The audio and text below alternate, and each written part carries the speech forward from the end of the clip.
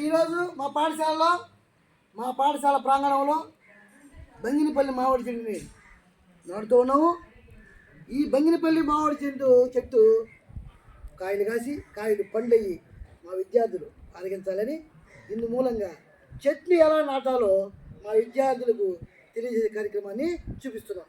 అయినా కళ్యాణ్ చెప్పేట వస్తులాగా ఇట్లా పెట్టాలి.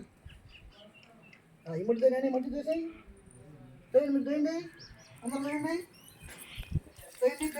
తోయండి ఆ మట్టి వద్దు. ఓకే ఇది వస్తున్నావా కౌశిక్లీ